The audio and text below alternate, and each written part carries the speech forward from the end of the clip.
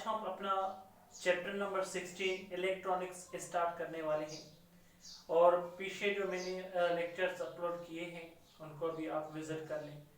आज हम ये देखेंगे कि इलेक्ट्रॉनिक्स क्या होती है, इलेक्ट्रॉनिक्स के रिगार्डिंग जो भी आगे टॉपिक आएंगे और कौन कौन से टॉपिक्स हमें पढ़ने पड़ेंगे इलेक्ट्रॉनिक्स को अच्छी तरह से समझने के लिए, वो भी मैं बताऊंगा।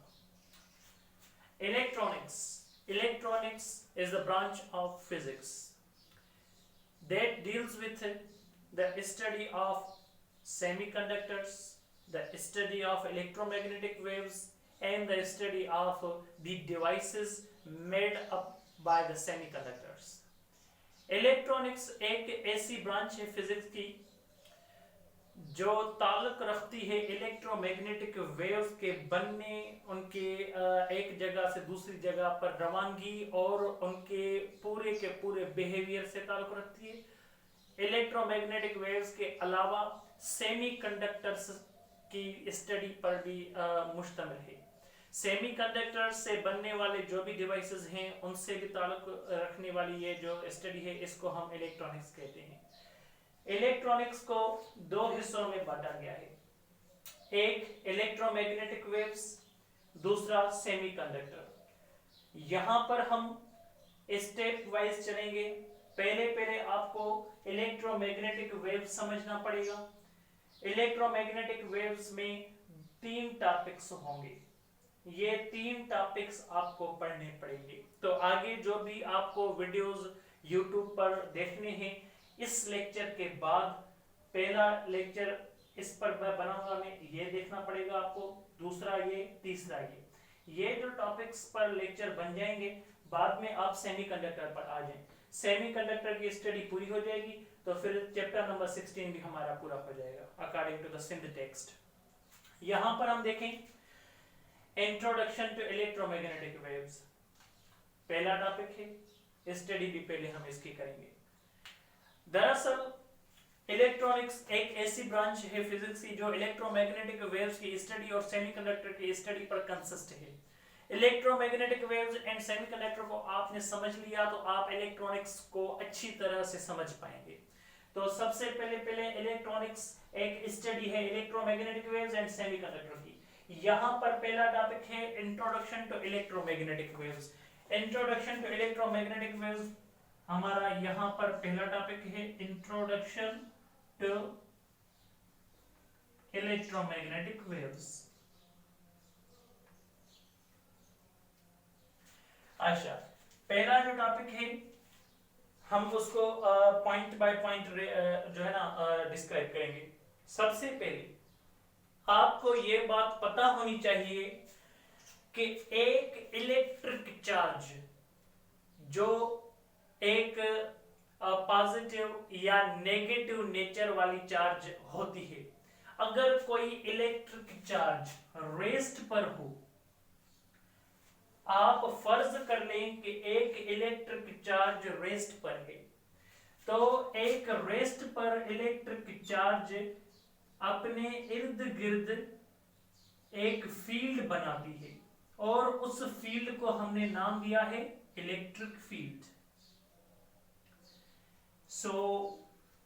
ये इलेक्ट्रिक फील्ड इसकी उमूमन अपनी मिल्कियत होती है। एक चार्ज अपने अराउंड इलेक्ट्रिक फील्ड बनाती है। कुदरत की तरफ से, नेचर की तरफ से इसको इंडोव किया गया है, इसको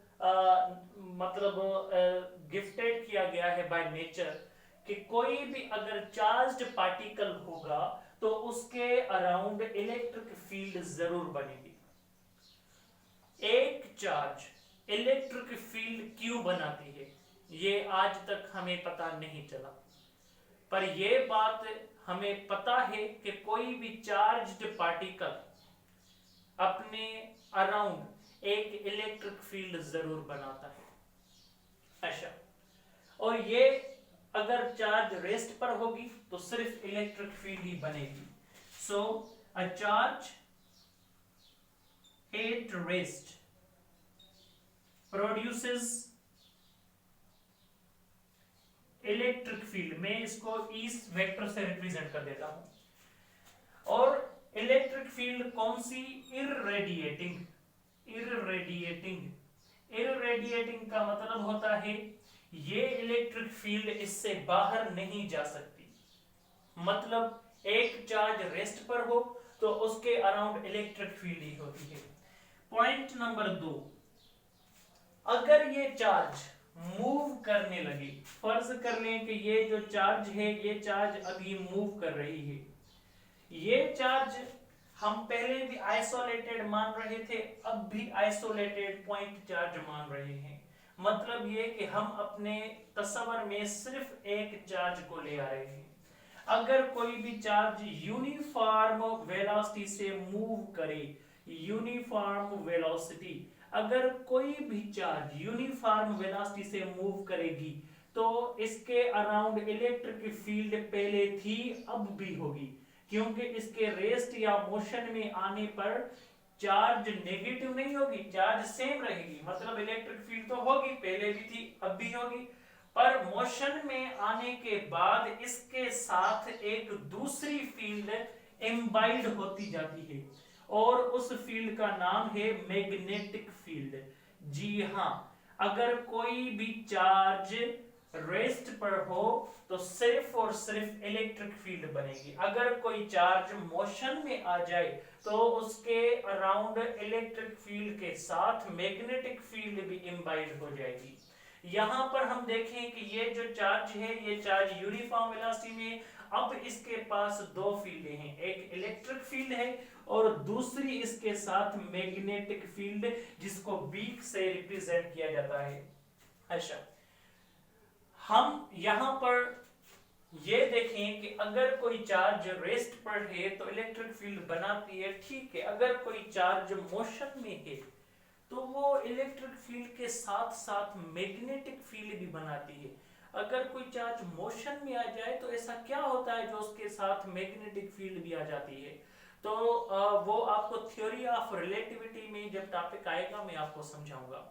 यहाँ पर आप जब थ्योरी ऑफ रिलेटिविटी जब तक हम नहीं पढ़ते, इस सवाल को छोड़ दें कि एक चार्ज जब यूनिफॉर्म वेलोसिटी पर हो तो उसके साथ इलेक्ट्रिक फील्ड के साथ मैग्नेटिक फील्ड भी आ जाएगी। और आ जाएगी, क्यों आ जाएगी? इसका रीजन थ्योरी ऑफ रिलेटिविटी में होगा, वो हम यहां डिस्कस नहीं करेंगे।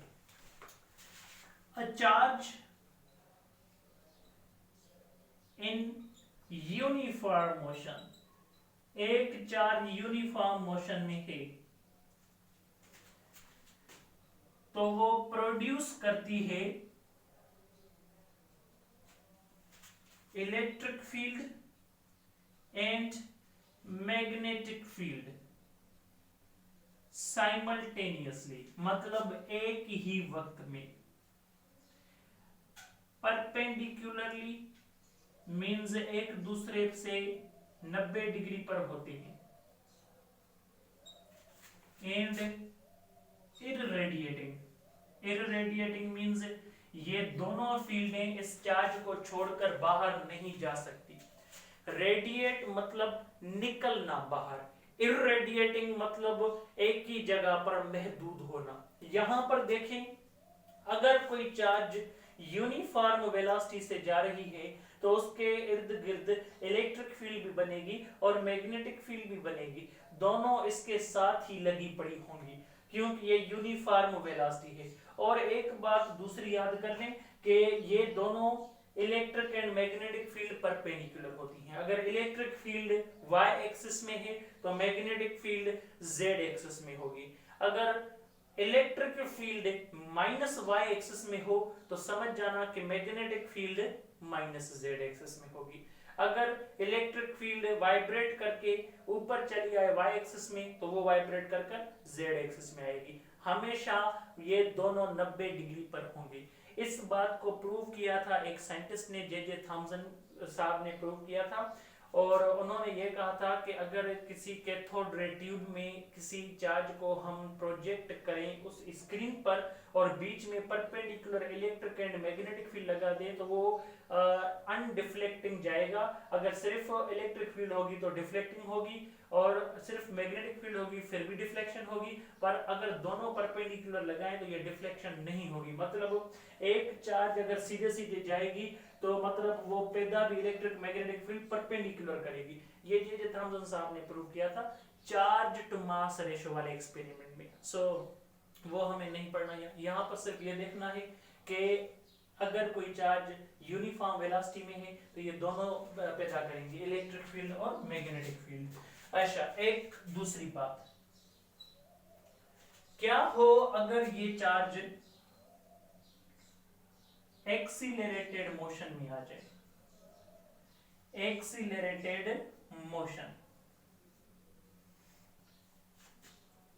इसके मोशन के होने की वजह से इलेक्ट्रिक फील्ड तो होगी, मैग्नेटिक फील्ड भी इंबाइड हो जाएगी, क्योंकि एक्सीलरेटेड मोशन तो है ना।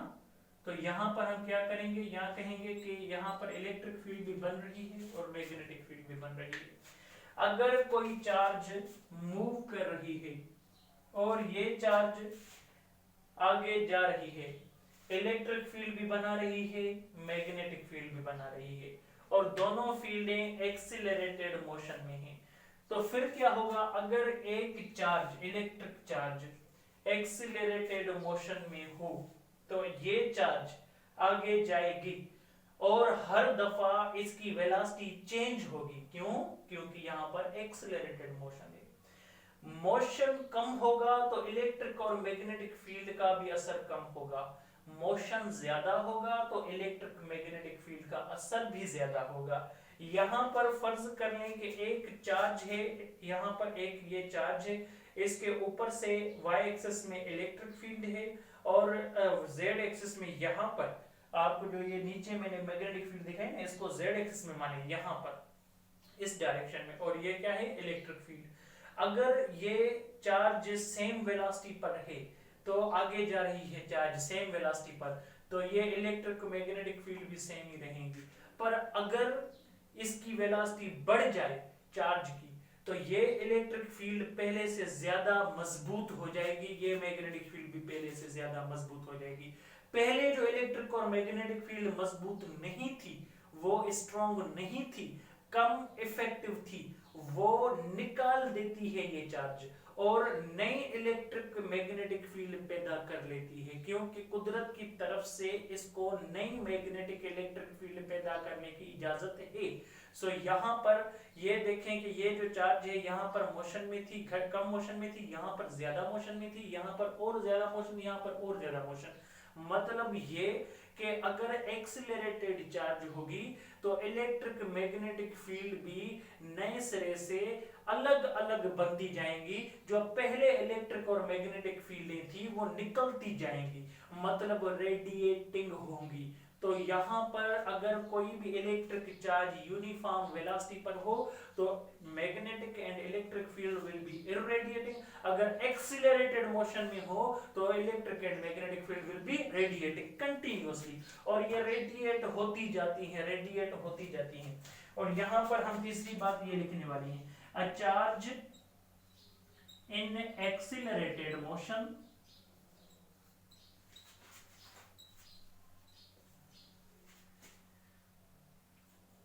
radiating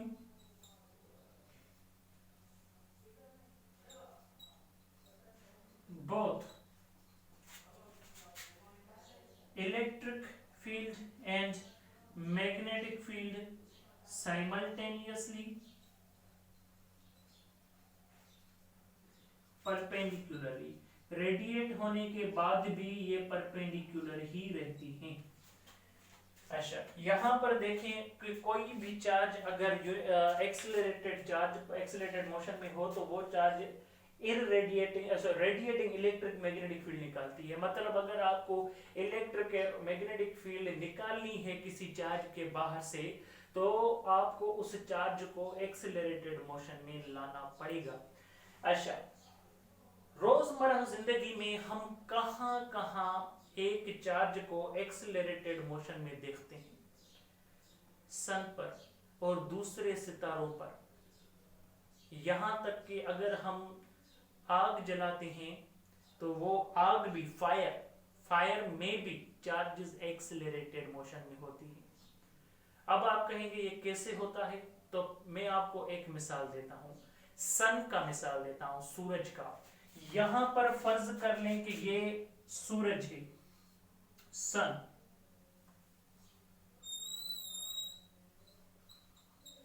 और यहां अर्थ है। आपको पता होगा कि अर्थ के ऊपर से एटमॉस्फेयर है, क्योंकि एटमॉस्फेयर अर्थ को छोड़कर बाहर नहीं जा सकता। क्यों? क्योंकि एटमॉस्फेयर की रफ्तार एस्केप वेलोसिटी ऑफ अर्थ से कम होती है। एटमॉस्फेयर अर्थ को छोड़कर बाहर नहीं जा सकता। सन के अराउंड एटमॉस्फेयर है।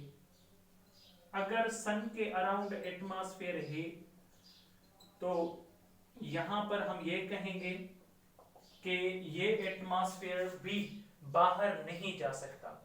सिंपल सी बात है, सन की जो एस्केप वेलोसिटी है वो ज्यादा है और एटमॉस्फेयर की वेलोसिटी कम है, तो ये इस सितारे को एटमॉस्फेयर छोड़कर बाहर नहीं जा सकता। एटमॉस्फेयर अर्थ पर भी है, सन पर भी है, पर यहां पर जो एटमॉस्फेयर बना हुआ है इनमें से जो भी एटम्स होंगे, आपको तो पता है एटम बेसिकली न्यूट्रल होता है। अर्थ पर एटम न्यूट्रल होता है, प्लैनेट्स पर एटम न्यूट्रल होता है, सितारों पर नहीं। सितारों पर इतनी ज्यादा गर्मी होती है फ्यूजन रिएक्शंस धमाके होने की वजह से कि इसके ऊपर जो एटम्स हैं, ये एटम्स इतनी गर्माइश हासिल करते हैं, इतनी ज्यादा गर्मी हासिल करते हैं, हीट हासिल करते हैं, एनर्जी। किसी भी एटम को एनर्जी दें तो उसके अंदर इलेक्ट्रॉन एक शेल को छोड़कर दूसरे को छोड़कर तीसरे शेल पर चले जाएंगे, या तो इतनी सारी एनर्जी दें कि उसके अंदर इलेक्ट्रॉन एटम को ही छोड़कर बाहर चला जाए। यहां पर ऐसा होता है, इतनी ज्यादा एनर्जी होती है कि इन एटम्स के अंदर से इलेक्ट्रॉन निकल जाते हैं परमानेंटली, और परमानेंटली इस एटमॉस्फेयर का हर एक एटम चार्ज्ड होता है। सो सितारों पर जो भी एटमॉस्फेयर आपको मिलेगा, उस एटमॉस्फेयर का हर एक एटम इलेक्ट्रिकली चार्ज्ड होता है। सो एटम इलेक्ट्रिकली न्यूट्रल है या चार्ज्ड है? अगर कोई कहे कि एटम इलेक्ट्रिकली न्यूट्रल है तो आप कह सकते हो कि भाई एटम इलेक्ट्रिकली चार्ज्ड भी हो सकता है, क्योंकि आप इस वक्त एक प्लैनेट पर हो। अगर आप सितारे पर चले जाएं तो वहां पर तो आपको एटम इलेक्ट्रिकली चार्ज्ड मिलेगा।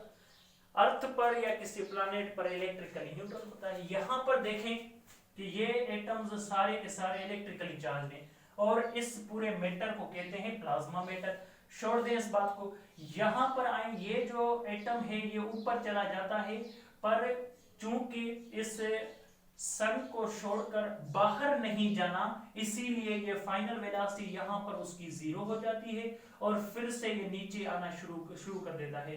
ये भी एटम ऊपर, चार्ज एटम ऊपर आता है, फाइनल वेलोसिटी जीरो नीचे आ जाता है। ये भी ऊपर आता है, फाइनल वेलोसिटी जीरो नीचे आ जाता है। आपको तो पता है इनिशियल वेलोसिटी अगर हो और फाइनल वेलोसिटी जीरो हो तो मतलब वेलोसिटी रिड्यूस हो गई है, मींस एक्सीलरेटेड मोशन है।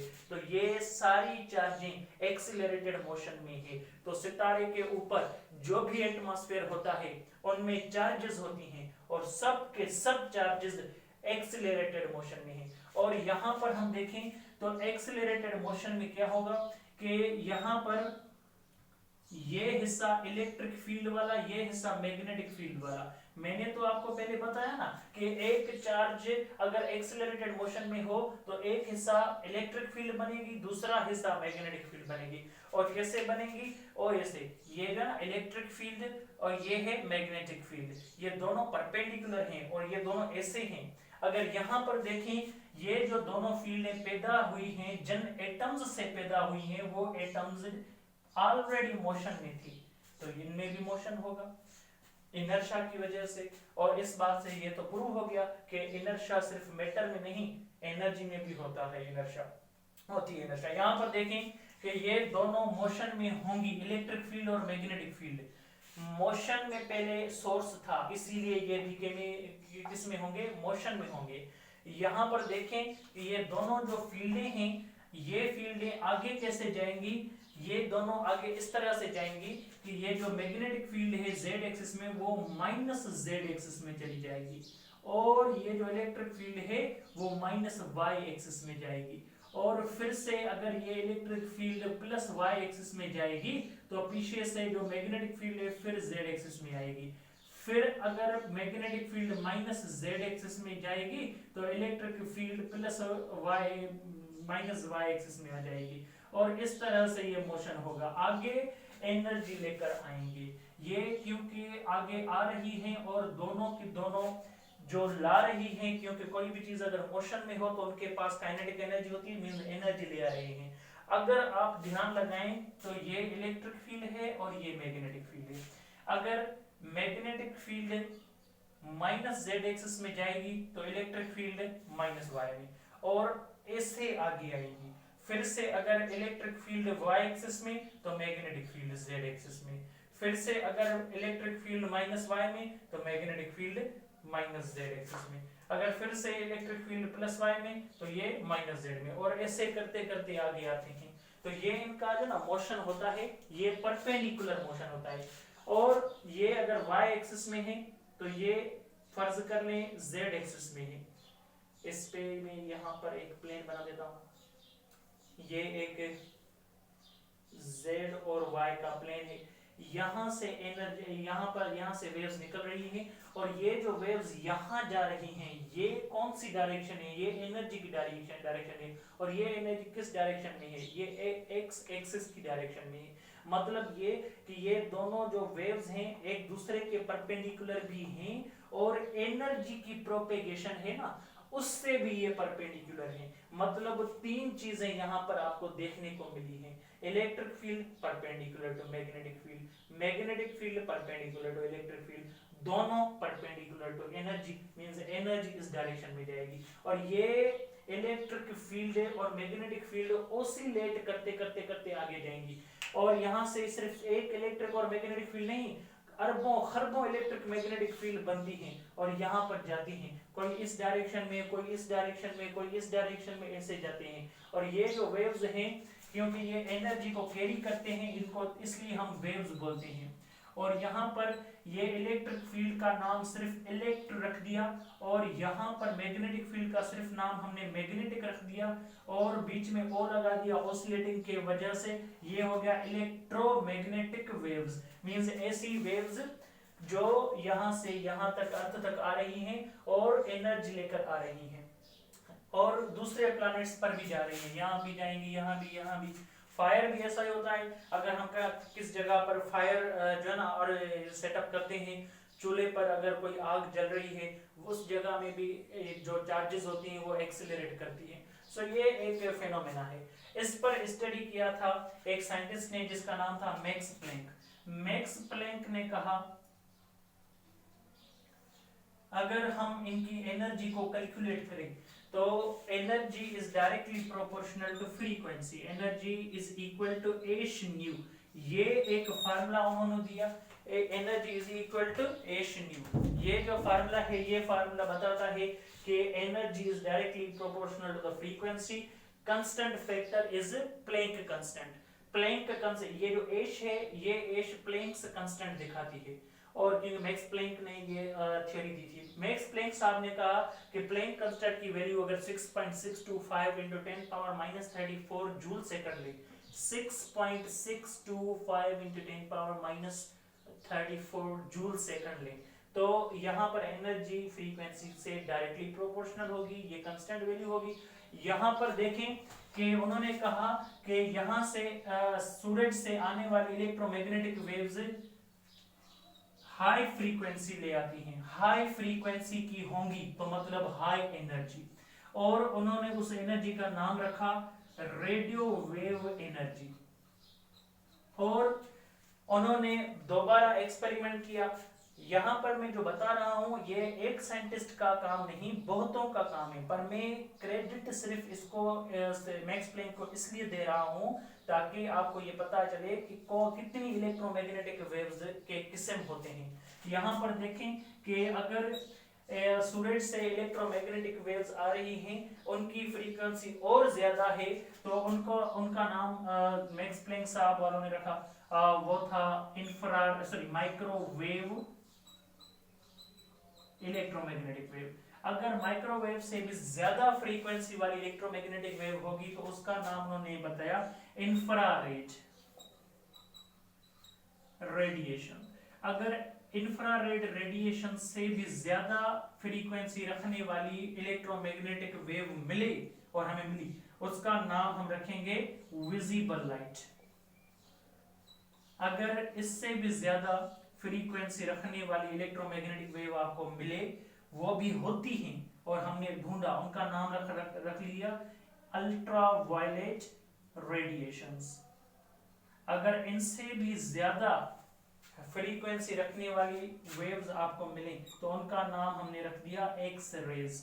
इससे भी हाईएस्ट फ्रीक्वेंसी वाली इलेक्ट्रोमैग्नेटिक वेव मिले आपको तो उनका नाम हमने रख लिया गामा रे। सो ये हमारे पास 7 इलेक्ट्रोमैग्नेटिक वेव हैं। हाईएस्ट फ्रीक्वेंसी गामा की होती है, लोएस्ट फ्रीक्वेंसी रेडियो वेव की होती है। और यहाँ पर ओजोन लेयर अगर ना हो तो खतरनाक जो इलेक्ट्रोमैग्नेटिक वेव्स हैं वो भी अंदर आ सकती हैं अर्थ पर, और इंसान का जिंदा रहना अर्थ पर मुश्किल हो जाए।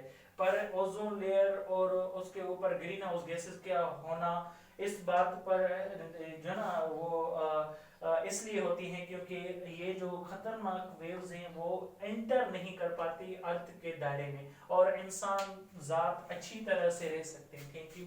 और ये फार्मूला याद कर ले, energy is equal to h nu, energy is equal to the Planck's constant multiply by frequency. अब दूसरा टॉपिक होगा प्रोडक्शन ऑफ इलेक्ट्रोमैग्नेटिक वेव्स, मतलब हम घर में बैठकर कैसे इलेक्ट्रोमैग्नेटिक वेव्स बना सकते हैं।